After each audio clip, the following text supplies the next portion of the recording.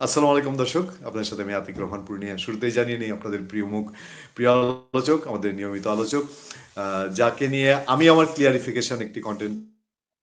অসংখ্য সালাম এবং শুভেচ্ছা জানিয়ে শুভ সন্ধ্যা দর্শকদের পক্ষ থেকে। দর্শক, গতকালও আপনারা মেজর আখতারুজ্জামান রঞ্জনের শো অত্যন্ত আগ্রহ নিয়ে দেখেছেন। গত কয়েকদিন ধরেই আপনারা আগের চেয়ে আরো বেশি আগ্রহ নিয়ে দেখছেন।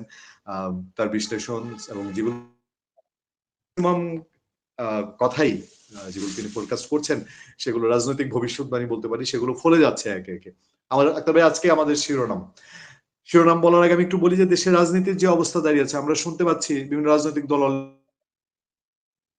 জন্য প্রথম স্টেপ হিসেবে তারা ইলেকশন কমিশনের স্মারকলিপি দিবে, স্থানীয় সরকার নির্বাচন আগে চায়, গণভোট আগে চায়, জুলাই সনদ বাস্তবায়ন চায়, জুলাই সনদের আলোকে নির্বাচন চায়, তফসিলার ৩-৪ দিন বাকি মাত্র। দুই ছাত্র উপদেষ্টাও কিন্তু বলেছিল তারা ইলেকশন করবে, পদত্যাগ করে ফেলবে। তারাও কিন্তু পদত্যাগ করে নাই। উপরন্তু এনসিপির নাহিদ ইসলাম বলছে, এটা কারা চায় কি? জি, এটা কারা চায়? কোন পার্টি চায় এগুলা? আমরা যেমন আজকে আমরা কিছুক্ষণ একটা শো করলাম লেবার পার্টির মুস্তাফিজুর রহমান ইরান, আমি সেটা সে বলছি না। তারা সহ, জি ঠিক আছে, ঠিক আছে, ওকে, যাও, গো আর যে বিএনপি স্বাভাবিকভাবে, যেহেতু তারেক রহমান সাহেব ফিরতে পারেননি, বেগম জিয়া অসুস্থ হয়ে গেছেন, সে একটা চ্যালেঞ্জের মধ্যে আছে। অনেকদিন ধরে কিন্তু শোনা ছিল যে নির্বাচনটা যদি 2-4-6 মাস পিছায়, তাহলে এটা ক্ষমতাচ্যুত আওয়ামী লীগের জন্য সুফল বয়ে। সার্বিক দিক বিবেচনা করে আমাদের হেডলাইন, আওয়ামী লীগের পথ কি সুগম যখন বিএনপি ও তারেক রহমান দুর্গম পথ চলা শুরু। কারণ স্বাভাবিকভাবেই তারেক রহমান সাহেব একটা মানুষের দেশে আসতে না পারার চেয়ে তার বড় এটা বাধা বলি, ব্যর্থতা বলি, যেটাই বলি। বিএনপির মতো দলের পরবর্তী প্রয়াত রাষ্ট্রপতি বেগম খালেদা জিয়া তিনি বটবৃক্ষ হয়েছিলেন। তারেক রহমান সাহেব নাই, জিয়া পরিবারের কেউ নাই সামনে এখন। ফলে এই দলের ভবিষ্যৎ কি হবে? নির্বাচন একটা বড় রকম বিষয়। শুধু নির্বাচন তো ভোটের হিসাব না, দেশ বিদেশে বহু হিসাব। আপনি কিভাবে দেখছেন আওয়ামী লীগের পথ কি সুগম যখন বিএনপি ও তারেক রহমানের দুর্গম পথ চলা শুরু? মেজর আখতারুজ্জামান রঞ্জন। আসসালামু আলাইকুম পূর্ণিয়া। আসসালামু আলাইকুম। তোমার মাধ্যমে বাংলাদেশে আমাদের অগণিত দর্শক দেখে যে যেখানে আছেন, অনুগ্রহ করে দেশমাতা খালেদা জিয়ার জন্য দোয়া করবেন। দেখেন, আমরা তো কথাই বলি আমাদের মধ্যে, তুমি যত রাজনৈতিক কথাবার্তা আনো, আমাদের মধ্যে সবচেয়ে বড় কথা, সবচেয়ে বড় উদ্বিগ্ন, উৎকণ্ঠা, সেটা হচ্ছে দেশমাতা খালেদা জিয়া কেমন আছেন। তিনি তো ভালো নাই, সেটা তো দেখতে পাচ্ছি, বলা হচ্ছে অপরিবর্তিত স্বাস্থ্যের অবস্থা। কিন্তু অপরিবর্তিত কতদিন থাকবে? কি অবস্থায় থাকবে অপরিবর্তিত? এই অপরিবর্তিত বলতেই বা কি বুঝাচ্ছেন? কোন জায়গায় এসে তারা এটাকে থামাইছেন আমরা তো জানতে পারি নাই। গত শোতেও বলেছিলাম যে আপনার অন্তপক্ষে ওনার দু একটা ছবি ডেলি উঠায় পাঠান, মানুষের উৎকণ্ঠা দূর হোক।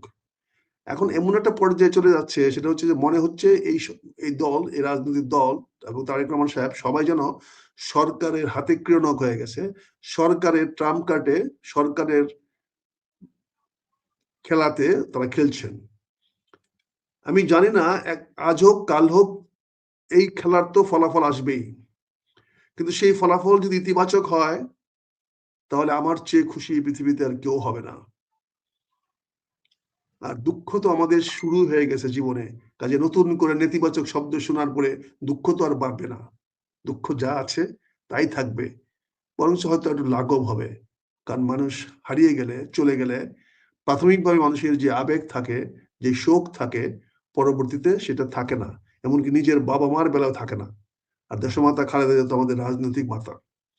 কাজে উনার শেষ খবর পাওয়ার পরে হয়তো আমাদের এখন যে উদ্বেগটা আছে, সেই উদ্বেগটা হয়তো তত বেশি থাকবে। উদ্বেগ দূর হয়ে যাবে, কিন্তু শোক তো আর বাড়বে না। আমরা তো ইতিমধ্যে শোকাভিভূত, কাজে আমাদের শোক বাড়ার তো কোনো সম্ভাবনা নাই, কারোই হয়তো বাড়বে না। তবে আমি মনে করি, আমাদের আজকের শুরুতেও আমি বলতে চাই, আমরা দেশমাতা খালেদা জিয়ার স্বাস্থ্যের কি অবস্থা, অপরিবর্তিত না, আমরা জানতে চাই উনি নড়াচড়া করেন কিনা, উনি চোখ খুলতে পারেন কিনা, উনি দেখেন কিনা, আশেপাশে কাউকে চিনেন কিনা, বা ওনার হাতের আঙ্গুলি নাড়াতে পারেন কিনা। হাতের আঙ্গুল যদি নাড়াতে পারেন, তাহলে আমরা মনে করে রাখবো যে ঠিক আছে, ওনার হয়তো পরিবর্তন হওয়ার আশঙ্কা আছে। তারপরে তুমি যে কথাটা বলেছো, আওয়ামী লীগের পথ কি সুগম হবে তাতে? আসলে আওয়ামী লীগের তো এত তাড়াতাড়ি সুগম হওয়ার সুযোগ এখনো হয় নাই, তবে সুগম হয়ে যাচ্ছে। আর এতদিন তারেক রহমানের পথ দুর্গম ছিল না, অত্যন্ত মসৃণ পরিষ্কার ছিল। কেন জানি না, কোন শনি সংকেতে, কার বরদোয়ায়, কি কারণে আজকে তিনি একটা দুর্গম পথে হাঁটতে শুরু করেছেন। একটা জিনিস তোমাকে আজকে আমি একটু বলতে চাই, এই নির্বাচন যখনই হোক, ফেব্রুয়ারি মাসে হওয়ার সম্ভাবনা সবচেয়ে বেশি এবং সময় মতো হবে। এবং নির্বাচনে বিএনপি কিন্তু বিএনপি হিসাবে লড়তে পারবে না, তারা সবাই স্বতন্ত্র প্রার্থী হয়ে যাবে। সবারই যে বিএনপি দেশমাতার নাম, তারেক রহমানের নাম নিয়ে যে মাঠে থাকবে, এরকম একটা পরিবেশ নাও থাকতে পারে। কারণ দেশমাতা খালেদা জিয়ার অন্তর্ধানের পরে প্রথম শুরু হবে লিডারশিপ ক্রাইসিস। কে নেতৃত্ব নেবেন? যেহেতু তারেক রহমান আসতে পারেন না মাকে দেখার জন্য, তাহলে ওনার তো আগামীতে আসার আর কোনো সম্ভাবনা নাই, যদি তিনি রাজনৈতিকভাবে জয়লাভ করে তার দল ওনাকে প্রধানমন্ত্রী না বানায়। সেটা কিন্তু আজকে সুদূর পরাহত হয়ে গেছে। আচ্ছা, সারা বাংলাদেশে কান পাতলে শোনা যায় বিএনপির প্রতি মানুষের কোনো আগ্রহ কমে যাচ্ছে, দ্রুত কমে যাচ্ছে। এত কমে যাচ্ছে যেটা ভাবাও যায় না। এবং সবার কানাঘুষা ৮ দলীয় ঐক্য জোট তথা জামাত ইসলাম সামনে এগিয়ে আসবে। এবং জামাত ইসলাম খুব অ্যাকোমোডেটিভ। ডক্টর শফিকুর রহমান যেটা যুগান্তকারী বক্তব্য দিয়েছেন, বাংলাদেশের বর্তমান রাজনৈতিক প্রেক্ষাপটে এর চেয়ে ভালো কোনো বক্তব্য হতে পারে না। তিনি পবিত্র কোরআন শরীফের রেফারেন্স দিয়ে বলেছেন, অন্য ধর্মের মানুষ মুসলমানদের কাছে আমানত, কাজে সে আমানতের ক্ষতি উনি করবেন না, ক্ষতি হতে উনি দিবেন না। এই যে নতুন দিগদর্শন আজকে জামাত ইসলাম আমাদের সামনে দিল, এটা কিন্তু খুব আশার কথা। জামাতকে অনেকে উগ্র ইসলামিক বা ধর্মান্ধ দল হিসাবে এতকাল পরিচিতি পেয়ে আসছিল, কিন্তু ডক্টর শফিউর রহমান সাহেব পুরো 180 ডিগ্রি টার্ন করে দিলেন। আজকে সারা বিশ্বের সামনে উনি বলে দিলেন, স্পষ্ট করে বলে দিলেন যে আমরা লাকুম দিনুকুম ওয়ালিয়া দিনে বিশ্বাস করি, আমরা সূরা কাফিরুনে বিশ্বাস করি। আল্লাহ যেখানে বলেছেন যে সকল বিধর্মী সহ অন্য ধর্মের লোকেরা তো মুসলমানদের কাছে আল্লাহর আমানত, কাজে সে আল্লাহর আমানত যেন ক্ষুণ্ণ না হয়, আল্লাহর আমানত যেন ক্ষতিগ্রস্ত না হয়, সেটা তিনি দেখবেন। উনি ওয়াদা করেছেন, উনি বলেছেন আল্লাহ যদি জামাতকে যদি ক্ষমতায় নিয়ে যায়, তাহলে তিনি তার সেই আল্লাহর সে আমানত ক্ষুণ্ণ করবেন না, সে আমানত রক্ষা করবেন। এটা অত্যন্ত ইতিবাচক একটা পদক্ষেপ, অত্যন্ত ইতিবাচক দিকে উনি আগাচ্ছেন। ওনার রাজনৈতিক প্রপাগান্ডা, রাজনৈতিক চালাচল, রাজনৈতিক সবকিছু অত্যন্ত ইতিবাচক। এবং জামাতের চলাফেরা, আসা, টিভি টক শোতে ২-১ জন ফাজিল ছাড়া বাকি সবাই আমার মনে হয় 95% রিফর্ম হয়ে গেছে। টিভিতে কিছু নব্য ব্যারিস্টার আসছেন, তারা মুখে মুখে যত বড় মুখ না তার চেয়ে বড় কথা বলে ফেলেন। তারা স্বাধীনতার বিরুদ্ধে কথা বলে ফেলেন, মুক্তিযুদ্ধের বিরুদ্ধে কথা বলে ফেলেন, তারা পাকিস্তানের পক্ষে সরাসরি কথা বলে ফেলেন। এদের কাছ থেকে এদের বক্তব্যকে যদি মানুষ গ্রহণ না করার কথা মানুষ গ্রহণ করে না, গ্রহণ করলে তো আমি এই প্রতিক্রিয়া জানাতাম না। মানুষ যদি ভালো বলতো তো আমিও তো ভয় থাকতাম যে একটা ভালো বলছে মানুষটা, তাকে আমি খারাপ কি করে বলি। তো জামাতের কাছে বিনীত অনুরোধ থাকবে, এই উগ্রবাদীদেরকে সম্বন্ধে আপনি সাবধান থাকবেন। আমি কারো অধিকারে হস্তক্ষেপ করতে চাই না, যে যেটা ভালো মনে করে সেটা বলার অধিকার আছে, সেটা মনে করি। কিন্তু ওই ভদ্রলোকদের বক্তব্য আমাদেরকে আহত করে, সারা বাংলাদেশের জনগণকে আহত করে, ধর্মপ্রিয় মুসলমান ভাইদেরকে আহত করে। বাংলাদেশের মুসলমানরা ধর্মপ্রিয়, ধর্মপ্রিয় মানে তারা আল্লাহকে ভয় করে, আল্লাহকে মানে। তারা হয়তো কিতাবী জ্ঞান তাদের নাই, আপনাদের মতো হয়তো তারা এত উচ্চ শিক্ষিত নয়, কিন্তু তারা অনেক বেশি জ্ঞানী এবং গুণী। তারা জানে কখন কি করতে হবে। এদেশের জনগণকে যারা হেয় করতে চায়, জনগণকে যারা ছোট করতে চায়, তাদের পরিণতি কি হয় দেখতে পাচ্ছেন। আজকে দেশমাতা খালেদা জিয়ার ব্যাপারে কিরকম একটা মানে হাস্যরসের ব্যাপার হয়ে গেছে। এই শুক্রবারে চলে আসবে কাতারের অ্যাম্বুলেন্স, এই সব জার্মান থেকে চলে আসবে, এখন রোববার যাচ্ছে, চলে যাওয়া হবে না, সোমবার না মঙ্গলবারে জানাবে। আজকে রাত্রে ৯টার সময় নাকি বোর্ড বসবে, রাতে ৯টার সময় বোর্ড বসে কি বলে, ৯টার পরে, তো ৯টা বলে নাই, ৯টার পরে ওনার বোর্ড বসবে, বোর্ড বলে কি বলে সেটা জাতি উদ্গ্রীব হয়ে আছে। আমরা চাই ওনারা যাই বলুক সত্য বলুক, যা বলুক সঠিক বলুক, যা বলুক জনগণের কাছে যেন বিভ্রান্তিমূলক কথা না হয়। আর ওনারা যে কথাটা বলবেন তার সঙ্গে যেন অকাট্য প্রমাণ থাকে। ওনারা যাই বলুক সে ব্যাপারে আমাদের কোনো আপত্তি নাই, কিন্তু তার সঙ্গে যেন তাদের বক্তব্যের অকাট্য প্রমাণ থাকে। তারা যেন আজকের এই দিনে আমাদেরকে সামনে দেখাইতে পারে যে সময় খালেদা জিয়া সত্যিকার স্বাস্থ্যের অবস্থা কি, উনি কি আমাদের মাঝে এখনো আছেন। বাকিটা আমি বলতে চাই না, আমি আশা করি তিনি আমাদের মাঝে এখনো আছেন। ওনার আত্মা নিয়ে আছেন, রু নিয়ে আছেন। হয়তো তো ওনার শরীরটা তো এখন বাংলাদেশে আছেই, ওনার বডিটা তো আমাদের সঙ্গে আছেই, এখনো আমাদের হাসপাতালে আছেই, কিন্তু ওনার রু আছে কিনা, এনার ভিতর আত্মাটা রয়েছে কিনা এখনো, সেই বিষয়ে সুস্পষ্ট বক্তব্য রাখবেন 9টার পরে। আমি সে ডাক্তার সাহেবদের আশা করি। আমি তাদের বিবেকের প্রতি সম্মান জানাতে চাই, তাদের সত্যবাদিতার প্রতি সম্মান জানাতে চাই, তাদের পেশার উপর আমি সম্মান জানাতে চাই।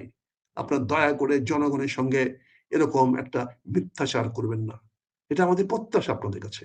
আপনারা দয়া করে আজকে মেডিকেল বোর্ড থেকে যা স্পষ্ট, যা সত্য সেটাই প্রকাশ করবেন, সেটা জয় হোক, যা কিছু হোক।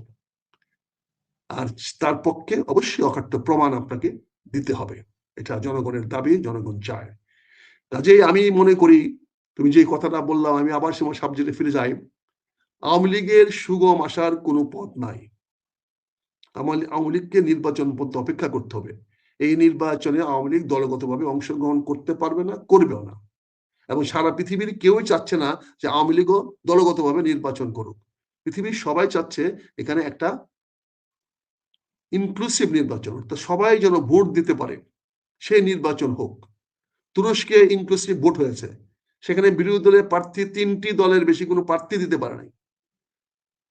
সেখানে অনেক রাজনৈতিক দলকে জেলে রেখে গুম করেও তাদেরকে নির্বাচন আসতে বাধা দিয়েছে।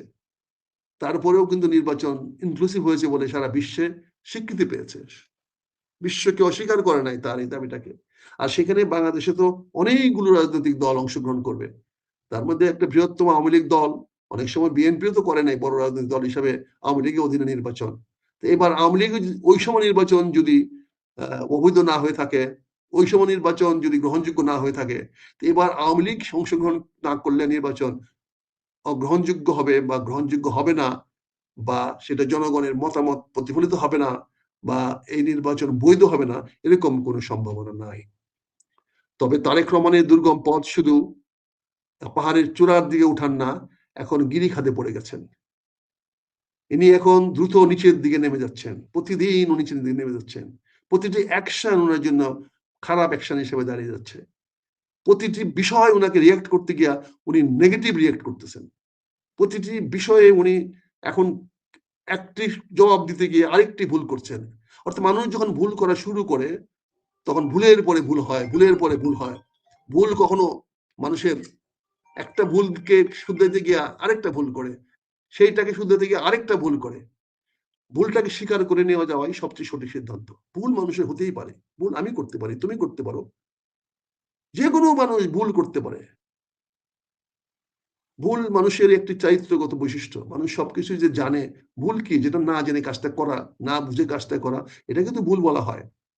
তা আমি তো সব বিষয় জানবো না, সব বিষয়ে প্রাজ্ঞ হব না, সব বিষয়ে তো আমার কাছে তথ্য থাকবে না, কিন্তু আমি হয়তো একটা কথা বলে ফেলবো, কিন্তু সেটা যদি ভুল হয়ে যায় তাহলে সেটা ঢাকার জন্য আমাকে আরেকটা ভুল করতে হবে। এইটা কোনো স্বাভাবিক নীতি হতে পারে না, নিয়ম হতে পারে না। ভুলটাকে স্বীকার করে নিতে হবে প্রথমেই। যারা পৃথিবীতে ভুল স্বীকার করে নিতে পেরেছেন তারাই পৃথিবীতে টিকে আছেন, তারাই সামনের দিকে এগোচ্ছেন। আর যারা ভুলের পরে ভুল করছেন তারা তোমার দুর্গম পথ না, সে গিরিখাদে, যে গিরিখাদ নিচের দিকে যাচ্ছে। উনি পাহাড়ের ডাউন স্লোপে আছে। পাহাড়ের ডাউন স্লোপ মানে পাহাড়ের যে নিচে নামার, যে গড়াইয়া নিচে নামার যে অবস্থা, পাথর যেমন গড়াইয়া পড়ে, তিনি এরকম ডাউন স্লোপে আছেন। উনি দ্রুত নিচের দিকে গড়াইয়া পড়তেছেন। উনি হয়তো, জানি না কি অবস্থা ওনার হবে, বাংলাদেশে এসে রাজনীতি করতে পারবেন কিনা জানি না। এখনো সময় ছিল, যদি আল্লাহর নাম নিয়ে বাংলাদেশে চলে আসতেন তাহলে এখনো বাংলাদেশের মানুষ, আপামর জনগণ তারেক রহমানকে গ্রহণ করত। আমি তাকে উদ্যত্ত আহ্বান জানাবো, আমি এখনো আহ্বান জানাবো, আমি তাকে চ্যালেঞ্জ দিয়েছি। তারপরে আমি বলবো, আপনি আমার নেতা না হতে পারেন, কিন্তু কোটি কোটি মানুষের নেতা আপনি, 1 কোটি মানুষ না, আপনি এখন বাংলাদেশের সর্বোচ্চ সংখ্যক মানুষের নেতা। এত মানুষ আপনার থাকতে আপনি কেন সাহস পাবেন না? আমার মতো একটা পুচকে মানুষ, একটা ছোট্ট মানুষ, একটা একক মানুষ আপনাকে কি বললো না বললো এটা তো কোনো ধর্তব্য না। আমি তোমার আবেগ থেকে, দুঃখ থেকে, কষ্ট থেকে, এগুলো জ্বালার থেকে বলি, আক্রোশ থেকে তো বলি না। আপনার প্রতি কোনো আক্রোশ তো আমার নাই, কিন্তু আমরা এগুলো বলি আমাদের ভিতরে ব্যথা থেকে, বেদনা থেকে, আমাদের ক্ষোভ থেকে বলি। একটি রাজনৈতিক দল যেখানে সারা বাংলাদেশে মানুষকে আশার আলো দেখাচ্ছে, যেই দেশ মানুষ, যেই দলকে মানুষ বিশ্বাস করে, আস্থা রাখে, যেই মানুষের কাছে জনগণের প্রত্যাশা অপরিসীম, আজকে সেই দল যদি দেশমাতা খালেদা জিয়ার পথে পরে নেতৃত্ব দেওয়ার কেউ না থাকে, এর চেয়ে দুর্ভাগ্যজনক, দুঃখজনক আর কিছু হতে পারে না। রাজনীতি আজকে এত নিচে নেমে গেছে। আপনি দেখেন আজকে যারা নমিনেশন পায় নাই সেই সকল দল এবং ব্যক্তিরা কিভাবে তারেক রহমান সাহেবকে গালাগালি করছেন, অনেকে টিভিতে এসে তাকে বেঈমান বলছেন, অথচ কদিন আগে তারা তারেক রহমান সাহেবের স্তুতি গেয়েছেন, দেবতা মেনেছেন। এটাই তো মানুষের চরম। একটু আগে একটা অনুষ্ঠান দুনিয়ার কাছে দেখলাম, আমার লজ্জা লাগলো, আমি লজ্জিত হলাম। একটি অংশ আমি দেখে হতবাক হয়ে গেলাম। একটি মানুষ কিভাবে 180 ডিগ্রি উল্টে যেতে পারে? নমিনেশন পাওয়া ঠিক আছে, নমিনেশন ছাড়াও দলে কাজ করা যায়। একটি সরকার ক্ষমতায় গেলে একজন রাজনৈতিক নেতাকে বহুভাবে মূল্যায়ন করা যেতে পারে, বহুভাবে মূল্যায়ন করা যেতে পারে। একটা অ্যাম্বাসেডারের পোস্ট তো কম না, ইন্স্যুরেন্স কোম্পানির চেয়ারম্যানের পোস্ট মন্ত্রীর চেয়ে কম না। দেয়ার আর সো মেনি পোস্ট। শিক্ষিত লোক হলে সেখানে তো এখানে কাজের, দক্ষ লোকের জন্য কাজের কোনো অভাব নাই, সবাইকে নমিনেশন পাইতে হবে এমন কোনো কথা নাই। কিন্তু বুনিয়া, তোমার অনুষ্ঠানে দেখে আজকে আমি ব্যথিত হয়েছি, তোমার কোনো দোষ নাই। কিন্তু যারা বলছেন তারা তো আমাদের জাতীয় নেতা, তারা তো আমাদের এই 12 দল 18 দল জোটের সঙ্গে এত 15 বছর একসঙ্গে রাজনীতি করেছেন। হয়তো তাদেরকে নমিনেশন দেওয়া হয় নাই বা দেওয়ার সুযোগ নাই, বা তারা হয়তো এলাকাতে এত জনপ্রিয় নন। জাতীয় পর্যায়ে তারা হয়তো অনেক পরিচিত। পরিচিত এক জিনিস, জনপ্রিয়তা আরেক জিনিস। এগুলাকে তো আমাদের অ্যাডজাস্ট করতে হবে। নেতাদের সেই ইয়া থাকতে হবে। আমরা যে চ্যানেলে আমরা কথা বলি সেই চ্যানেলে এসে আপনি কথা বলছেন, আমি কথা বলার জন্য কোনো দোষ দিচ্ছি না, কথা বলবেন, কথা বলার অধিকার আপনার আছে। কিন্তু এই বিপক্ষে চলে যাওয়া, এটা তো ঠিক না। আপনার পান নাই বলে বিপক্ষে চলে যাচ্ছেন, এটা তো ঠিক না। তার মানে আপনার স্বার্থের মধ্যে কাজ করছেন। যাই হোক, এই সমস্ত বিষয় নিয়ে আলোচনা করব না। আজকে আমি একটা নতুন কিছু বিষয় নিয়ে আলোচনা করতে চাই। আমাদের কিছু প্রশাসনিক জটিলতা নিয়ে কথা বলতে চাই। আজকে জিনিসপত্রের দাম যেভাবে বাড়ছে, তোমরা দেখতে পাচ্ছ পেঁয়াজের কেজি 15 টাকা 150 টাকা হয়ে গেছে। আমার তো ইচ্ছা করে জিজ্ঞাসা করতে, কানটা ধরে, যে বাণিজ্য মন্ত্রী তুমি এত করে বাণিজ্য টাইকুন, তুমি এইটুকু ফোরকাস্ট করতে পারলা না যে তোমার বাজারে পেঁয়াজের অবস্থা কি হবে? তোমার পেঁয়াজের স্টক কেন নাই? কেন তুমি 1 মাসের পেঁয়াজের স্টক, প্রতি বছর দেখো পেঁয়াজের দাম 150-200 উঠে যায় এই সময়, আগুন পৌষ মাসে। তুমি কি পারো নাই সেই স্টকটা তুলে ধরতে? তুমি কি আনে রাখতে পারো নাই? তোমার তো টিসিবি আছে, টিসিবি দিয়ে না হয় তুমি 10,000 বা 20,000 টন, 50,000 টন পেঁয়াজ কিনে নিয়ে আসতে পারতে। বাংলাদেশে কি আমরা একটা বাফার স্টক তৈরি করতে পারি না? আমরা কি বাংলাদেশে এই পেঁয়াজ রক্ষা করার জন্য প্রতি বছর কৃষক একদিকে লোকসান হচ্ছে, তারা ন্যায্য মূল্য পায় না, আবার ভোক্তারা পকেটের টাকা 2 গুণ 3 গুণ চলে যাচ্ছে। পেঁয়াজ ছাড়া তো আমাদের দেশে খাদ্য আমরা গ্রহণ করতে পারবো না। এটা আমাদের খাদ্যের মতো অত্যাবশ্যক। পেঁয়াজ লাগবে। সবচেয়ে গরিব মানুষও একটা পেঁয়াজ আর একটা কাঁচামরিচ দিয়ে পান্তা ভাত খায়। তার সেই পেঁয়াজ তো কেনার এফোর্ট আজকে নাই। অথচ এই সরকার নির্বিকার। তারপরে সয়াবিন তেলের দাম বাড়িয়ে দিল, আপনি বললেন আপনার হুকুম ছাড়া বাড়বে না, দেখা গেল আপনি একটা কমিশন খাইয়া আপনি চুপ করে গেছেন। ভাই, কমিশন সবসময় টাকায় খাইতে হয় না, দুর্নীতি শুধু টাকা দিয়ে হয় না। আপনার সামনে যদি কেউ রেপ হয়, আর সেটা যদি তাকায় তাকায় আপনি দেখেন, তাহলে যে রেপ করেছে সে যতটুকু দোষী, আপনিও ঠিক তত টাকা দোষী। আপনি বাণিজ্য মন্ত্রী হয়ে, একজন বিত্তশালী মানুষ হয়ে আপনি পারলেন না আপনার বন্ধুদেরকে আটকে রাখতে, এত সব আপনার বন্ধু। তা আপনি তো চুপ করে থাকা মানে বন্ধুদেরকে ফেভার করলেন। তার মানে দুর্নীতির আর দুর্নীতি বাকি থাকে কিন্তু হয়। এই বিষয়গুলো আমাদেরকে দেখতে হবে ভাই, এই বিষয়গুলো আমাদের আলোচনা আনতে হবে, নাহলে মানুষ কিন্তু আবার বিদ্রোহ করবে। এবার কিন্তু ছেলেরা বিদ্রোহ করবে না, এবার ছেলেদের বাপেরা বিদ্রোহ করবে। কারণ ছেলেদের বাপেরা আর বাপেদের পিঠ দেয়ালে লেগে যাচ্ছে। আপনি দেখেন প্রাইমারি স্কুলের টিচাররা পর্যন্ত আন্দোলন করে বাচ্চাদের পরীক্ষা নিচ্ছে না। কত বড় দৃষ্টতা দেখেন, কিন্তু উপায় তো নাই, তারা চলতে পারে না। প্রাইমারি স্কুলের শিক্ষকরা যেখানে এত বেতন পাওয়ার পরেও তারা চলতে পারে না, তাহলে চিন্তা করেন তো আমার পুলিশে কি অবস্থা, চিন্তা করেন তো আমার বিভিন্ন প্রশাসনিক কর্মকর্তাদের কি অবস্থা, চিন্তা করেন তো আমার সেনাবাহিনী সদস্যরা যারা রাস্তাঘাটে ঘুরে বেড়াচ্ছে, এই দিন নাই রাত নাই শীত নাই বর্ষা নাই ঘুরে বেড়াচ্ছে, তাদের কি আর্থিক অবস্থা? তারা এখন ঠিক মতো 3 বেলা খাইতেও পারতেছে না, খাবার ঠান্ডা খাবার খেতে হচ্ছে। আর্মিতে নিয়ম আছে, যুদ্ধক্ষেত্রে হট ফুড খাওয়াইতে হবে, গরম খাবার খাওয়াইতে হবে, কারণ গরম খাবার না খেলে শরীরে শক্তি আসে না, ঠান্ডা খাবার খেয়ে শরীরে শক্তি আসে না, শরীরে সে হিট ব্যাক করে না। এই জন্য সেনাবাহিনীর নিয়ম হলো সে যুদ্ধের ক্ষেত্রেও তাকে গরম খাবার দিতে হবে। কিন্তু আজকে আমাদের সেই সৈনিকরা রাস্তাঘাটে ঘুরে বেড়াচ্ছে, কেউ কিছু বলেন না। আমি আজকে স্পষ্টভাবে একটা সুপারিশ করতে চাই মাননীয় সরকারের কাছে, অর্থমন্ত্রীর কাছে এবং প্রধান উপদেষ্টার কাছে। আপনারা যে সৈনিকরা রাস্তাঘাটে এখন বর্তমানে সেনাবাহিনী ডিউটি করতেছে, সশস্ত্র বাহিনী ডিউটি করতেছে, তাদের সবার জন্য ওয়ারেন্ট অফিসার নিচে পর্যন্ত যারা আছেন তাদেরকে 50% মহার্ঘ ভাতা ঘোষণা করা হোক। যখন নর্মাল পে কমিশন দিবেন তখন আপনি তাদের পে কমিশনে দিয়ে দিন।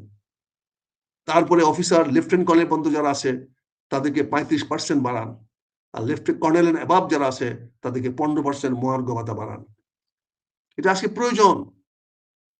আজকে সকল মানুষের যেমন ক্রয় ক্ষমতার বাইরে চলে যাচ্ছে, তেমন সশস্ত্র বাহিনীর লোকদেরও তো ক্রয় ক্ষমতার বাইরে চলে যাচ্ছে। তারা তো আন্দোলন করতে পারে না, তারা তো আপনাদের মতো রাস্তায় নেমে আসতে পারে না, তারা তো গিয়ে অর্থ মন্ত্রণালয়ে গিয়ে জবরদস্তি করতে পারে না। তাদের জন্য তো আপনি এটাকে খেয়াল করতে হবে, দেখতে হবে। কাজে এই সৈনিকদের পক্ষে কথা বলতে হবে, সৈনিকদের পক্ষে কথা বলেন। আমরা অবিলম্বে তাদের একটা মহার্ঘ ভাতা চাই। এটা সম্ভব হইলে এই ডিসেম্বর থেকে আপনি দেন, না হলে আমি অনুরোধ করবো সেনাবাহিনী সশস্ত্র বাহিনী সবাইকে আপনারা ভেবে দেখেন নির্বাচনে যাবেন কি যাবেন না, নির্বাচনের ডিউটি ঠিক মতো করবেন কি করবেন না। আমি জানি আপনার হুকুম মানতেই হবে, হুকুম না মেনে আপনাদের কোনো উপায় নাই। তারপরে হুকুমটা যেন মনের থেকে মানেন, অন্তর থেকে মানেন, সেই জন্য আমার আবেদন থাকবে অনতিবিলম্বে তাদেরকে 50% মহার্ঘ ভাতা এখনই দেওয়া হোক, এবং আগামীতে যখন স্পেস স্কেল করা হবে আমাদের সৈনিকদের, নিচের স্তরের সৈনিকদের গ্রেড আপগ্রেড করা হোক। তারা বাংলাদেশের সর্বনিম্ন বেতনের মধ্যে আছে, তাদেরকে আপগ্রেড করা হোক, তাদেরকে উচ্চ গ্রেডে নিয়ে আসা হোক, যাতে তারা একটা সম্মানজনক গ্রেডে পৌঁছতে পারে। যাতে তারা এখন তো আর এই আনপড় 6-7 পাস ছেলেরা আর্মিতে আসে না, এখন ন্যূনতম যোগ্যতা আর্মিতে এসএসসি পাস হইতে হয়, তাও আবার ভালো নাম্বার পেয়ে তারপরে আর্মিতে আসতে হয়। আগে তো আমরা আর্মিতে দাঁড়াইতাম, বুক ফুলায় দাঁড়াইতাম, বুকটা যদি 2 ইঞ্চি চওড়া হইতো, স্ফীত হইতো, তাহলে আর্মিতে ফিট, লেখাপড়া দরকার ছিল না।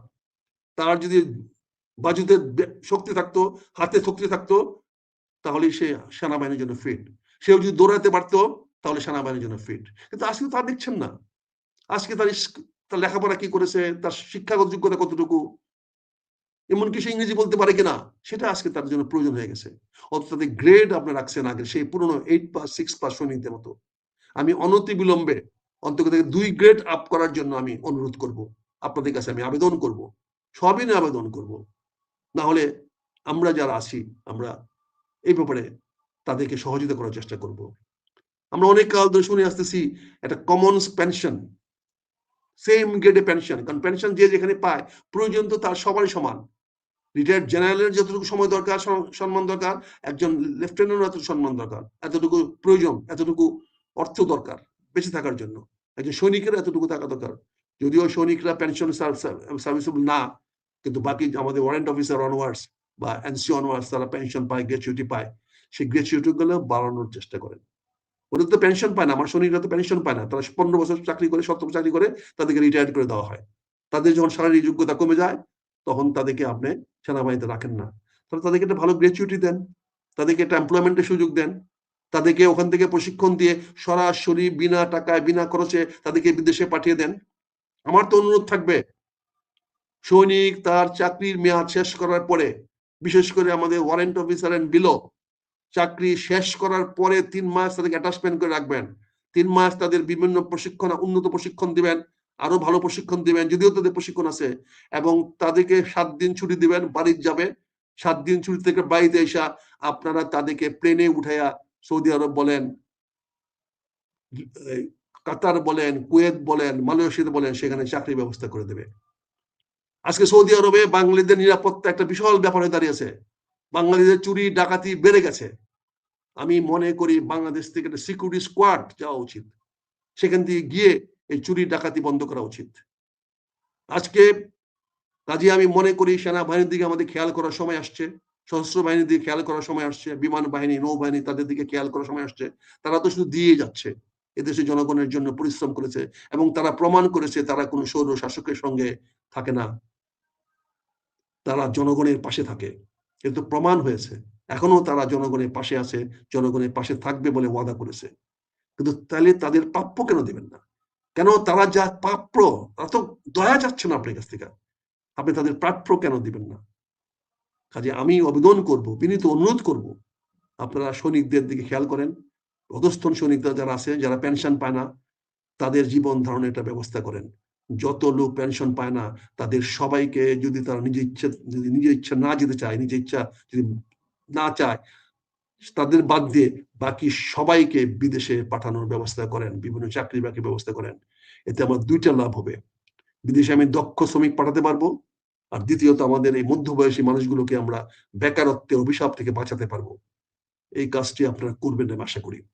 কথায় যখন কথা উঠলো, সৌদি আরবে আজকে যে হারে চিন্তায়, যে হারে গুম, যে হারে মানুষকে কি বলে পণ বানানো হচ্ছে, তাদেরকে ওখানে গুম করে রেখে দেশে চিঠি দেওয়া হয়, টেলিফোন করা হয়, অমুক বিকাশ অ্যাকাউন্টে টাকা পাঠাও, নাহলে ওকে তো পুলিশ ধরে নিয়ে যাচ্ছে, আমরা বাঁচাই রাজনীতি নিয়ে গুরুত্বপূর্ণ তথ্য দিল আখতারুজ্জামান। হচ্ছে। কাজে আমি মনে করি যদি সৌদি আরব ধরলে তো গলা কেটে ফেলবে, শিরোচ্ছেদ করবে, ব্যর্থাঘাত করবে, তখন বলবেন যে মানবতা লঙ্ঘিত হচ্ছে। কাজে আমি মনে করি বাংলাদেশ দূতাবাসে অন্তত স্পেশাল স্কোয়াড বাংলাদেশে পাঠানো হোক, একটা তদন্ত কমিটি পাঠানো হোক, যারা সৌদি আরবের গভর্নমেন্টের সাথে থেকে এই বাঙালি যারা আমরা বাংলাদেশের আছে, যারা অন্যের আয়ের উপরে হাত দিচ্ছে, যারা আমাদের অপবাদ সৃষ্টি করছে, যাদের জন্য আজকে আমাদের সারা পৃথিবীতে আমাদের শ্রমিকরা কলঙ্কিত হচ্ছে, তাদেরকে শাস্তির আওতায় আনার ব্যবস্থা করা হোক, এটা আমার অনুরোধ থাকবে। পাশাপাশি আরেকটা জিনিস দেখা গেছে, ঢাকা বিমানবন্দরে একটা লুটতরাজ শুরু হয়ে গেছে। কারো লাগেজ এখানে নিরাপদ নয়। একটা ব্যাগেজ নামলে পরে যেন সেটা কুকুরের মতো ঝাঁপায়া পড়ে সবাই, এর ভিতর কি আছে। আর আজকের দিনে স্ক্যানার করে বোঝা যায় এর মধ্যে ডলার আছে কিনা, টাকা আছে কিনা, বা মূল্যবান সম্পদ আছে কিনা, স্বর্ণ আছে কিনা। ওর স্ক্যানাররা স্ক্যানার করার পরে ইশারা দিয়ে দেয়, ব্যাগে মার্ক করে দেয়, সেই মার্ক গুলা অন দ্য ওয়ে জাস্ট 100 মিটারের মধ্যে মালগুলা ব্যাগগুলা কেটে নিয়ে যায়। এই বেটা সিকিউরিটির বাচ্চারা, ওই বড় বড় কথা বলস, এভিয়েশনে বড় বড় সিকিউরিটি নিয়ে কথা বলস, আমাদের এই এদের জন্য কিছু করতে পারো না বাবা? বাবা তোমাদের হিম্মত নাই, না হলে চাকরিটা ছেড়ে দাও যদি না পারো। বেসরকারি অনেক প্রতিষ্ঠান আছে যারা নিরাপত্তা দিতে পারবে, আপনি বিমানবন্দরের দরকার বলে নিরাপত্তা তাদের হাতে দিয়ে দেন। এটা অবিলম্বে বন্ধ করেন। আজ থেকে আমি বিনীতভাবে বলবো, আর যদি একটা রিপোর্ট আসে, আর যদি আপনারা এই কি বলে এদের লুটতরাজ বন্ধ না করেন, তাদের ব্যাগ কেটে মাল নেওয়া বন্ধ না করেন, আমি বিনীত অনুরোধ জানাবো আমাদের রেমিটেন্স ভাইয়াদের কাছে, আপনারা 1 টাকা রেমিটেন্স বাংলাদেশে পাঠাবেন না। আপনাদের নিরাপত্তা দিতে পারতেছি না আমরা। আপনাদের ব্যাগেজ, ওদিন দেখলাম এয়ারপোর্টে কি কান্না, একটা ছেলে ভিডিও ভাইরাল হয়েছে, তার ব্যাগে সে তার বাড়ির জন্য, সে বোনের জন্য বিয়ে দিবে, তার জন্য স্বর্ণ কিনে নিয়ে আসছে, সকল স্বর্ণ নিয়ে গেছে। তার তো $5,000 নিয়ে আসার অধিকার আছে, সে $5,000 ব্যাগে করে নিয়ে আসছে, সেই ডলারটা ছিনতাই করে নিয়ে গেছে। এটা কে করেছে? সিভিল এভিয়েশনের সিকিউরিটি ডাইরেক্টর, উইং কি গ্রুপ ক্যাপ্টেন নাকি এয়ার ভাইস মার্শাল? আপনাকে প্রশ্ন করি, আপনাদের তো ওখানে গিয়ে এয়ারপোর্টে সিকিউরিটি ডিউটি করার কথা না, আপনাদের বিমান চালানোর কথা, প্লেন চালানোর কথা, ওই কাজে গেছেন কেন? ওইটা আর্মিকে দেন, ইনফ্যান্ট্রিকে দেন। সব জায়গায় ভাগ বসাতে হবে কেন? সব জায়গায় গিয়ে লুটার জায়গায় পৌঁছতে হবে কেন? ঠিক আছে, সিভিল এভিয়েশনের চেয়ারম্যান হয়েছেন, চেয়ারম্যান হন, ওকে, উই আর হ্যাপি যে এয়ারফোর্স থেকে একটা সিভিল এভিয়েশনের চেয়ারম্যান হলে সেটা ভালো হবে। কিন্তু সিভিল এভিয়েশন সার্ভিস তো একটা আছে, সেখানে তো আপনি অন্য জায়গায় দখল করে আছেন, আর দখল করে সেখানে ভালো পারফর্ম করতে পারছেন না। সেখানে আপনি সিকিউরিটি অফিসার নিয়ে যাচ্ছেন এয়ারফোর্স থেকে, তারা সিকিউরিটি কি জানে এয়ারফোর্সের অফিসাররা? What they know about the security? অনেকে চেয়ারে বসে পড়ে, আর যত চোরা কারবারির সঙ্গে তাদের সম্পর্ক ভালো হয়ে যায়। আপনি গত 20 বছরে তাদের রেকর্ড দেখেন, যারা বিমানবন্দরের সিকিউরিটি ডাইরেক্টরে কাজ করে আসছে তাদের বর্তমান অবস্থা কি, সম্পদ কি, কি কোথায় কি আছে তদন্ত করে দেখেন, তাহলে তো বেরিয়ে আসবে এই পোস্টটা এত কেন লুক্রেটিভ, এত কেন অ্যাট্রাকটিভ, এত কেন ওখানে যায়। আর ওখানে প্রতি 3টা লোকের মধ্যে একটা ইন্টেলিজেন্টের লোক। যত না প্যাসেঞ্জার তার চেয়ে বেশি লোক হলো ডিজিএফআই, এনএসআই, এসবি, সিআইডি, ওই গোয়েন্দা সংস্থা সব মিলে প্যাসেঞ্জার চেয়ে তার লোক বেশি। তাহলে সেখানে এই এদের ব্যাগ কাটা হয় কিভাবে? কিভাবে একটা আন্তর্জাতিক বিমানবন্দরে একজনের ব্যাগ কেটে মাল চলে যায়, তারপরে কান্না করার পরেও আপনারা কোনো ব্যবস্থা নেন না, সেটা থানায় পাঠিয়ে দেন পুলিশে মামলা করার জন্য। পুলিশ কি বিমানের ভিতরে গিয়ে চেক করতে পারবে? পুলিশ কি আপনার এই এয়ার টারমাকে চেক করতে পারবে? পুলিশ কি এসে আপনার আনলোড পয়েন্টে চেক করতে পারবে? এই হাইকোর্ট কত দেখাবে মানুষদেরকে? আর আমরা সারা এমন রাজনীতিবিদ বসে কুত্তার বাচ্চারা রাজনীতি করি, খালি ধান্দা ধান্দা ধান্দা। রাজনীতিবিদরা সারা নিজেদের ধান্দার কারণে আজকে বাংলাদেশটাকে একটা বিরান করে ফেলেছে। আজকে অরাজনৈতিক লোকেরা আমাদেরকে শাসন করার সুযোগ পেয়েছে, এটা বিকজ অফ উই বাস্টার্ড। আমাদের রাজনীতিবিদরা আমাদের কারণে আজকে সুযোগটা তারা পেয়েছে। কার ডিউটি কি জানে না, একবার বিমানে এসেছে হইছস তুই বলে বিমানে এমডি হইছস। আরে ইডিয়েট, ইউ আর উপদেষ্টা, তুমি শালা কেন বিমানে এমডি হওয়া? আর ডক্টর ইউনূস সাহেব আপনি দেখেন না এগুলো স্যার, অ্যাপয়েন্টমেন্ট আপনি কি করে দিলেন স্যার? আপনারা বলেন নিজেকে সৎ দক্ষ বলে দাবি করেন, এটা কি দক্ষতার প্রমাণ হলো? কেন বাংলাদেশ বিমানের এমডি উপদেষ্টা হইতে হবে? কি কারণে? চেয়ারম্যান বা কেন হইতে হবে? তার কি কোনো কাজ নাই? উপদেষ্টার কোনো কাজ নাই? তার নিজের কাজ ফেলে গিয়ে বিমানে দাঁড়াতে হবে? তারপরে কি কাজটা করেছেন গত 15 মাসে? বিমানে কি দেখিয়েছেন? এই কার্গো হ্যান্ডলিং কে করে? সিভিল এভিয়েশন লোক করে না, বিমান করে। এই ব্যাগ কারা কাটে? বিমানের পোর্টাররা কাটে। এই ছিনতাই কারা করে? এই বিমানের কর্মচারীরা করে। ওখানে বিমানে বাংলাদেশ বিমানের এই এয়ারপোর্ট কন্ট্রোল করার দায়িত্ব তার, সিভিল এভিয়েশন জাস্ট খালি অথরিটি। বাট এই বিমান সকল এয়ারলাইনের হ্যান্ডলিং অপারেটর। ওই বিমানে যত সার্ভিস দিবে, মালামাল আনবে, নামাবে, ঢুকাবে, এই কাজগুলো বিমানের লোকেরা করে। এটার জন্য এমডি শালা তুমি দায়ী না? তোমার গালি দিচ্ছি না আমি, তুমি আমাকে তোমার বড় বোন, আমার বোন তোমার ভাই, এই কথাই বলতেছি। আমি মনে করি আমার বোন তো আমার বউ তোমার ভাই, সরি আমার বউ তোমার বোন, এই জন্য আমি কথাগুলো বলছি, আমি কোনো গালি দিচ্ছি না। আমি তোমাকে সঠিকভাবে সম্বোধন করছি, যে সম্বোধনগুলো হয়তো তুমি লাইক করতে পারো, পছন্দ করতে পারো, তোমার কাছে ভালো লাগতে পারে। কারণ আমি তো দুলাভাই বলতে পারি না কাউকে, কাউকে দুলাভাই বলার বয়স আমার নাই। কাজে দুলাভাই যেরকম জিনিস, শালা একই জিনিস। আমি সেই জন্য ব্যবহার করি এটা, এটা কোনো গালি দেওয়ার জন্য ব্যবহার করছি না, বলছি সঠিক সম্পর্ক কার সঙ্গে কি আমার আছে সেইটা পরিষ্কার করার জন্য। আজকে এরকম একটা অবস্থা সৃষ্টি হয়েছে বাংলাদেশে, যেখানে যাবেন অরাজকতা, যেখানে যাবেন অরাজকতা, লুট হয়ে লুটের জায়গা শুরু হয়ে গেছে। এমন কোন ডিপার্টমেন্ট নাই, আপনি জানেন এলজিআরডিতে কি হারে লুটতরাজ হচ্ছে, কি পরিমাণ লুটতরাজ হচ্ছে। রাস্তা টেন্ডার করার ফলে 40% কাজ হয় না, কেউ দেখেন নাই। কোন একটা যারা এক্সিকিউটিভ ইঞ্জিনিয়ার, এলজিআরডি বলেন, রোডস এন্ড হাইওয়ে বলেন, পিডব্লিউডি বলেন, তারা কাজ করতেছে না, খালি চুরি লুট। কারণ they are not accountable to anybody. তাদের কাজ আদায় করার মতো এখন কেউ নাই, তাদের কাছ থেকে কাজ বুঝে নেওয়ার মতো কেউ নাই। এই দেশে এসপি হয় লটারি দেয়া, এই দেশে ওসি হয় লটারি দেয়া, এই দেশের হলো মুড়ি মুরগির এক দর। বহু আগে শেখ সাদি বলে গেছে, বড় একজন পীর বলেছে, জিস দেশ মে, যে দেশে মুড়ি মুরগির এক দর, সেই দেশে থাইকো না, সেই দেশ ভালো না। আজকে আমাদের দেশে তো মুড়ি মুরগির এক দর হয়ে গেছে। এখানে ভালো এবং খারাপের কোনো পার্থক্য নাই। এখানে লটারি দিয়ে আজকে বদলি হয়, পোস্টিং হয়, লটারি দেওয়া হয়। বলেন এই যে আমাদের অবস্থা, এইভাবে মানুষ আর কতকাল? মানুষের পিঠ দেওয়ালে লেগে যাচ্ছে। মনে করেন না ছাত্ররা যে আন্দোলন করতে পেরেছে, এই আন্দোলন বয়স্করা করতে পারবে না। ছাত্ররা মরতে পেরেছিল বলেই তো আন্দোলনটা সফল হয়েছিল। আমরা মরতে পারি না বলেই তো আন্দোলনটা সফল হয় নাই। আগামী আন্দোলনে ইনশাল্লাহ এই বয়স্কদের আন্দোলনে আমরা সামনের সারিতে থাকবো, সবার আগে গুলি খাবো। কারণ শহীদের মর্যাদা দেখলাম তো অনেক টাকা পাওয়া যায় মারা গেলে পরে, এত টাকা আমি পেনশনে পাবো না। সেই আন্দোলন আমরা নেতৃত্ব দিতে চাই, সেই আন্দোলন আমরা সামনে থাকতে চাই। আমরা অপেক্ষা করছি একটি সুষ্ঠু নির্বাচনের জন্য। আমরা আশা করছি এবার একটি ভালো দল, একটি সাংগঠনিকভাবে শক্তিশালী দল, দক্ষ অভিজ্ঞ লোকের সমাহারে একটি দল, তারা বিজয়ী হয়ে ক্ষমতায় আসবে, এটা আমাদের প্রত্যাশা। কারণ আমরা দেখতে চাই এবার একটা কাঠামোগত ডিসিপ্লিন না থাকলে রাজনৈতিক দলের মধ্যে, সেটা রাজনৈতিক দল হয় না, ওটা লুটেরা বাহিনী হয়ে যায়। কাজে আজকে আপনাদের এই অবস্থার পরিপ্রেক্ষিতে আমি মনে করি দেশে আইনের শাসন প্রতিষ্ঠা করেন। আইনের শাসন মানে আইন মান্য করা না।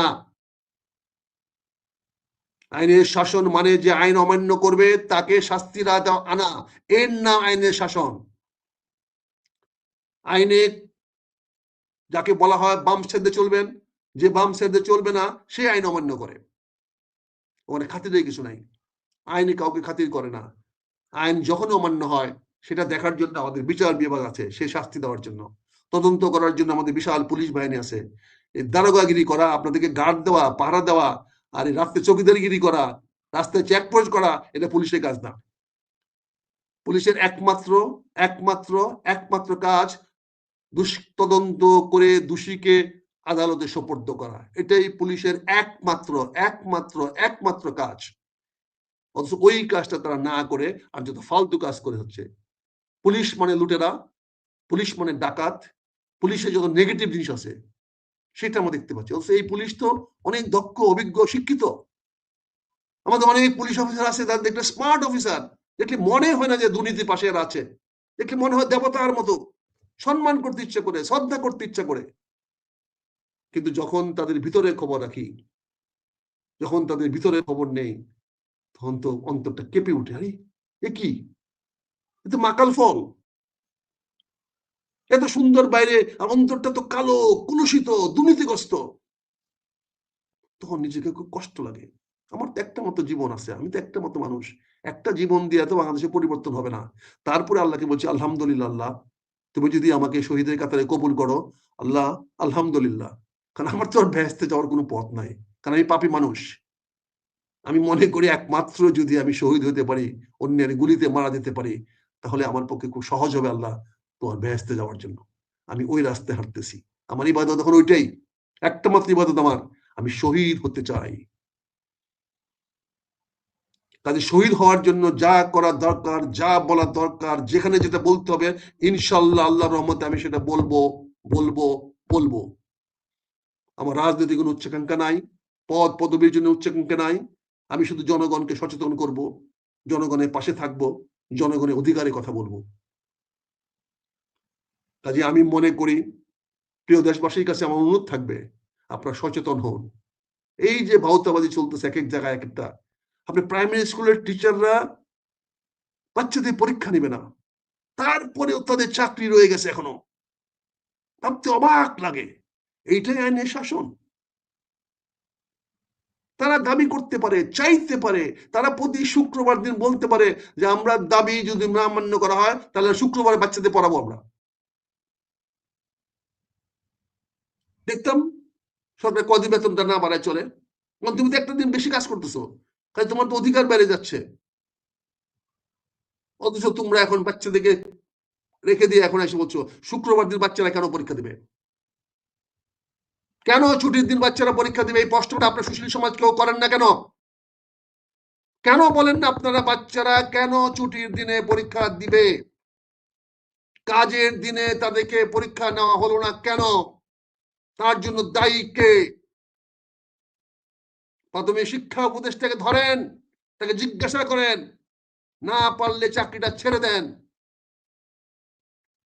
কিন্তু আজকে সারা বাংলাদেশের শিশুদের মধ্যে যে মনস্তাত্ত্বিক চাপটা সৃষ্টি করলেন, এই শিশু তো নষ্ট হয়ে গেল। এই শিশুর কাছে তো আজকে সম্মান, শ্রদ্ধা, শিক্ষকদের প্রতি সম্মান আর থাকবে না।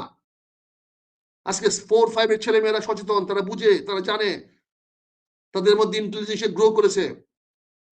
তারা তো আমার দেশের সৎ নাগরিক হবে না, ভালো নাগরিক হবে না। সর্বনাশ করে ফেললেন আপনারা প্রাথমিক শিক্ষকদেরকে এরকম লাগামহীন কাজ করার জন্য। অথচ এটার জন্য কেউ নাই আপনাদের বলার, কেউ তাদের কিছু বললেন না। কি অদ্ভুত দেশে আমরা বাস করি, মনে হচ্ছে গৌরী সেনের দেশ, একটা মানে তুগলকির দেশ। ওই তুগলক আমলে একটা কথা ছিল যে তুগলকি বাংলাদেশ ভারত, আজকে আমাদের সেই তুগলক আসছে, এখন তুগলকি রাজ্য চলতেছে, যার যেখানে যার যেটা মনে যেতেছে, যার যেটা ইচ্ছে হচ্ছে কথা বলতেছে, তার পজিশন কোথায় কি করতেছে। আজকে তরুণ সমাজকে আমরা আশা করেছিলাম একটা বিপ্লবের পরে, ভেবেছিলাম এই এদের চরিত্র পরিবর্তন হবে, এরা বিপ্লবের রক্তের সঙ্গে বেইমানি করবে না। আজকে বন্ধুরা বিনয়ের সঙ্গে বলতে হচ্ছে, আপনাদের ভাবমূর্তি কিন্তু আগের মতো নাই। বাংলাদেশের মানুষ কিন্তু আপনাকে এমন সম্মান করে কথা বলে না, আদর করে কথা বলে না, স্নেহ বলে কথা বলে না। আমরা তো মানুষের সঙ্গে মিশি, কথা বলি, বুঝি, হাটে যাই, বাজারে যাই, সাপ্তাহিক বাজার তো এখনো করি, নিজের বাজার নিজে, কিন্তু পছন্দ মতো কি খাবো সে বাজারটা নিজে করি। আমরা তো মানুষের সঙ্গে কথা হয়, মাছের দোকানদারের সঙ্গে কথা হয়, পেঁয়াজের দোকানদারের সঙ্গে কথা হয়, চাল ডাল নুন ডাল বিক্রি করে তার সঙ্গে কথা হয়, ডাটা বেচে তার সঙ্গে কথা হয়, কুমড়া বেচে তার সঙ্গে কথা হয়। এই অতি নিম্ন স্তরে বিজনেসম্যানদের সঙ্গে আমাদের কথা হয়, তাদের মনের কথা, মনের কষ্ট কিন্তু আপনারা শুনেন না। আমরা মানুষের কথা বলছি, আমরা গণমানুষের কথা বলার চেষ্টা করছি, আমরা যা বলছি জীবন থেকে বলছি, আমাদের পুঁথিগত বিদ্যা দিয়ে বলছি না, আমাদের চোখের দৃষ্টিতে যা পড়ছে আমরা সেইগুলা বলছি।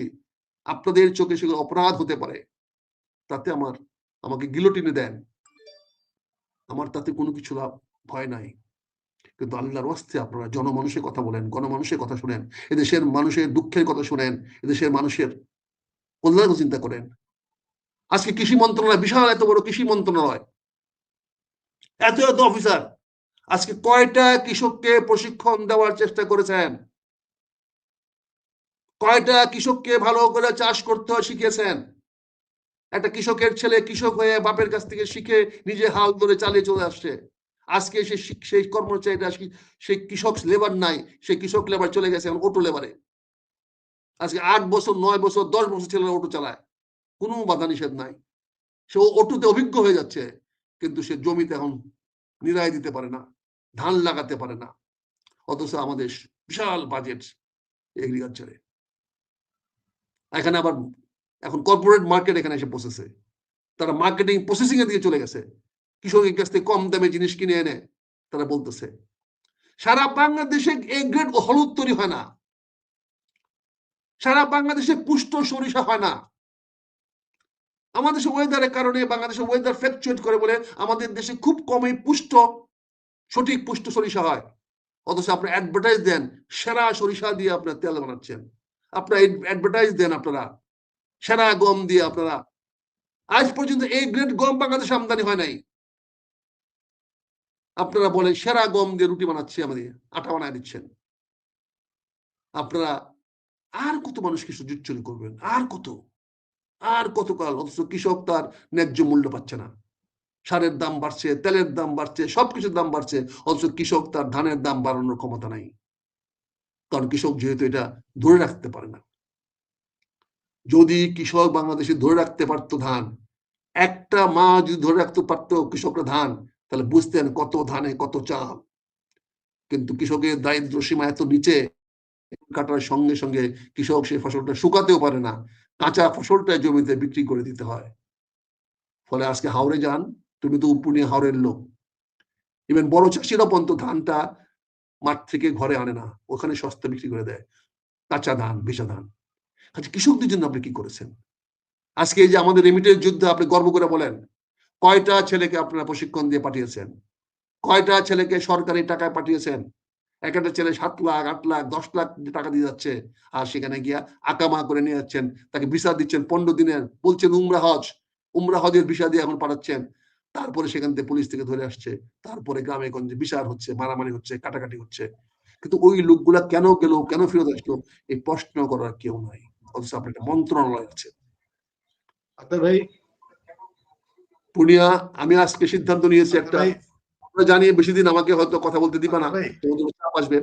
আমি নিজের একটা তোমাকে অনুরোধ করেছি আজকে, যে আমি নিজের একটা লাইন খুলবো, যেখানে আমি মন খুলে কথা বলবো, যাতে অন্য কেউ আমার জন্য চাপে পড়তে না হয়।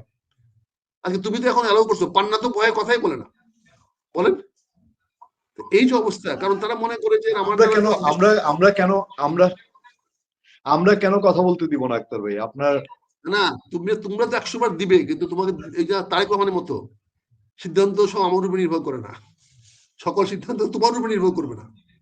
তোমার জীবনে তো হুমকিতে আছে, তোমার জীবনে তো ঝুঁকি আছে। আমি তো তোমাকে ঝুঁকিতে ফেলতে পারি না ভাই, তোমাকে হুমকিতে ফেলতে পারি না ভাই। আরে ভাই, আমি কয়েকদিন ধরে বক্তৃতা দিচ্ছি, দেখি আমার বাড়ির পাশে সারাদিন ডিজে ভাই। এই শোনো, চিন্তা যদি করতাম তাহলে আমি তোমাদের টক শোতে কয়েকদিন কথা বলছি বলে আজকে আমার বাড়ির সামনে দিয়ে ডিজিএফআই ঘুরে, এনএসআই ঘুরে। কেন, আমি কি জাতীয় শত্রু? হয় বেটারা, হ্যাঁ? তোদের কিছু বলার থাকলে তোর ডিজিকে বল আমার সঙ্গে কথা বলতে। তো সিপাই পাঠাতে আজকে আমার বাড়ির সামনে এসে গুড় করতে, বলেন। আক্তার ভাই, আমি এখন যদি আমি অনেস্টলি একটা কথা বলি, যদি ওকে ধরে পিটাইয়া দেয় যে তুই কেন হয় আসছস, তখন কে জবাবটা দিবেন? আমি অনেস্টলি একটা কথা বলি, আমার সত্য স্বীকার করতে কোনো দ্বিধা নাই। বহু হাতে ঘোড়া দেখেছি আওয়ামী লীগের সময়, আওয়ামী লীগের রাঘব বোয়ালদের নিয়ে টেলিভিশনে নিউজ করেছি, এটি নিউজে করেছি, দেশ টিভিতে করেছি, 21 টেলিভিশনে করেছি, শেখ হাসিনার বিআই ডক্টর খন্দকার মোশাররফ সম্পর্কে সরজমিন ফরিদপুর গিয়ে কাজ করেছি। সুতরাং কিন্তু আমার সত্য স্বীকার করতে দ্বিধা নাই যে ডক্টর ইউনূসের সময় একটা চেঞ্জ আছে। আজকে ডক্টর ইউনূসকে নিয়ে আমরা যে সমালোচনা করি, হ্যাঁ তিনি একটা অপশাসন করছেন, দুঃশাসন করছেন, শেখ হাসিনার শাসনের সাথে পার্থক্য করা খুব মুশকিল, কিন্তু আমি এটা স্বীকার করতে বাধ্য যদি আজকে ডক্টর ইউনূসের আমি যে সমালোচনাটা করি এটা যদি শেখ হাসিনা বা খালেদা জিয়াকে নিয়ে করতাম, তাহলে তাদের যে ফলোয়াররা তারা এতদিনে আমার এই মাথায় মুন্ডু একটাই তো আছে, ওইটা থাকতো কিনা সন্দেহ আছে। ফলে ডক্টর ইউনূসের সময় বলতে গিয়ে দ্বিধা নাই, আমরা কথা বলতে পারছি। এই কথাগুলো অন্তত যে ব্যক্তিগত প্ল্যাটফর্মে বলা, সেটা আমরা, আমি তোমার সঙ্গে একমত পুনিয়া, আমি তোমার এই সঙ্গে মতের সঙ্গে একমত। চ্যালেঞ্জ যদি আসে বলেন বলে আমরা কথা বলতে চাচ্ছি সত্য কথাগুলা জনগণের সামনে তুলে ধরতে চাচ্ছি, সত্যকে আমরা জনগণের সামনে তুলে ধরার সাহস পাচ্ছি। এটার জন্য অবশ্যই ডক্টর ইউনূস সাহেবের কাছে আমরা কৃতজ্ঞ, তাকে ধন্যবাদ জানাই। আর চ্যালেঞ্জ আসে চ্যালেঞ্জ বললে এই চ্যালেঞ্জ নিব বলেই তো জীবনে অন্য কোনো চাকরির আবেদন করি নাই, কোনোদিন বিসিএস দেই নাই, কোনোদিন অন্য প্রাইভেট চাকরি করি নাই, এটাই করছি। আমি তো বললাম সেই আপনার 96 এর আওয়ামী লীগ সরকার থেকে শুরু করে আমার জাহাঙ্গীরনগরের ইতিহাস, সেই জাহাঙ্গীরনগর আপনার মনে আছে দুইটা গ্রুপ ছিল, রেপিস্ট গ্রুপ এবং কিলার গ্রুপ। সেই কিলার গ্রুপের রাইফেল বুকে তাক করা ছিল, জাহাঙ্গীরনগর ইউনিভার্সিটিতে সাংবাদিকতা শুরু করেছি। ফলে এই ভয়ের আর জায়গাটা জীবনে আমরাও তো 52-তে রানিং, তাই না? আচ্ছা আক্তার ভাই, আমি একটা ভিন্ন প্রসঙ্গে আজকে আপনার মতামত জানতে চাই, এই অনুষ্ঠানটা শেষ করতে চাই, আমার খুব কিউরিয়াসিটি আছে। গত কয়েকদিন ধরে দেখবেন যে বাংলাদেশ থেকে দুইজন লোক, একজন হলেন ব্রিগেডিয়ার আমান আজমি, আর একজন হলেন র ক্লাবের সম্পাদক প্রেসিডেন্ট, তারা দুইজন দুইটা বক্তৃতা দিয়েছেন। এটা আমার কাছে বাংলাদেশ অবাক লেগেছে, কারণ এই বক্তৃতাটা এর আগে শোনা যায় নাই। তারা বলছেন যে যতদিন ভারত না ভাঙবে, ইভেন র ক্লাবের সভাপতি বলছেন যে 7 সিস্টার আমাদেরকে ভেঙে ফেলতে হবে, 7 সিস্টার না ভাঙলে আমরা শান্তি পাবো না। হ্যাঁ, এইটা দুইটা দেশের এই কথাগুলো উনি এরকম এই সময় বলতে পারছেন, তাদের জন্য তো তাহলে অনুকূল পরিবেশ এটা। এবং এইসব কথার এফেক্ট দুইটা প্রতিবেশীর মধ্যে কি পড়তে পারে, এটা কতটুকু জ্ঞান সম্পন্ন কথাবার্তায়। তারা তো দুইজনে একজন ব্রিগেডিয়ার আর্মির, হোক তিনি গোলাম আজমের ছেলে, ব্রিগেডিয়ার আর্মির, আরো একজন র ক্লাবের তিনি কর্মকর্তা। ফলে এই জিনিসটা আপনি কিভাবে দেখেন? প্রথমত তোমাকে ধন্যবাদ জানাই, তুমি ডক্টর ইউনূস সাহেবকে ধন্যবাদ জানিয়েছো, শুকরিয়া আদায় করেছো যে কথা বলার অধিকার তুমি পেয়েছো। এবং আমিও তোমার সঙ্গে ধন্যবাদ জানাই, সাধুবাদ জানাই।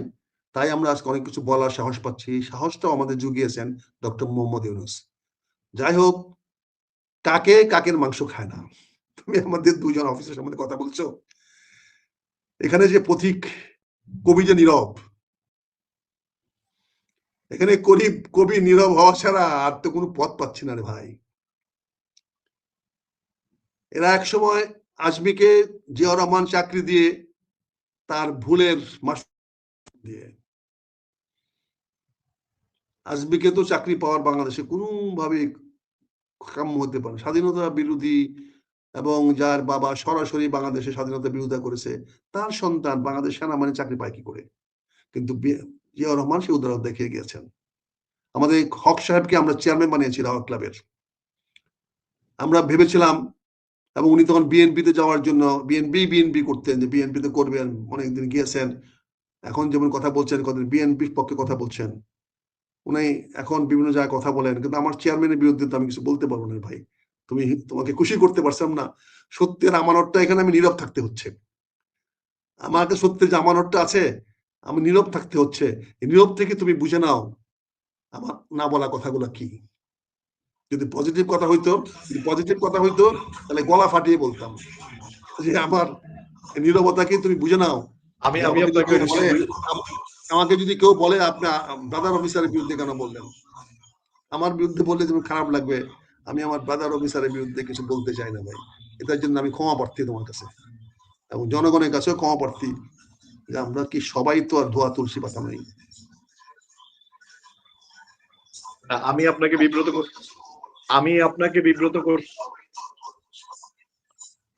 বিব্রত করতে চাই না, নিশ্চয়ই একটা স্পর্শকাতর বিষয়। আক্তার ভাই অনুমতি দিলে আজকের অনুষ্ঠান আমরা এখানেই শেষ করতে চাই। অনেক ধন্যবাদ, আবারও দেখা হবে, দ্রুততম সময়ে দেখা হবে। তোমাকে আবারও পরে সমাপ্তি করে বলছি যে মানুষের বেতন বৃদ্ধি করার চেষ্টা করেন, আমাদের সৈনিকদের বেতন বৃদ্ধি করার চেষ্টা করেন, এই আবেদন রেখে আজকে এই কথা বলে, এবং ঢাকা বিমানবন্দরে আমাদের রেমিটেন্স যোদ্ধাদের মাল লুট করা বন্ধ করেন। এই দুইটা ইস্যুকে আমি আজকে প্রাধান্য দিতে বলবো পুনিয়া, এই দুইটা ইস্যুকেই তুমি সামনে তুলে ধরো। একটা হলো বিমানবন্দরে আমার রেমিটেন্স যোদ্ধাদের সম্পদ লুট করা বন্ধ করতে হবে, আর আমাদের সৈনিকদের, সাধারণ সৈনিকদের বেতন ও ভাতা এবং তাদের গ্রেড উপরে নিতে হবে, বৃদ্ধি করতে হবে। এটাই থাকবে আজকে আমার দিনে আবেদন। ধন্যবাদ ভাই আমাকে সুযোগ করে দেওয়ার জন্য।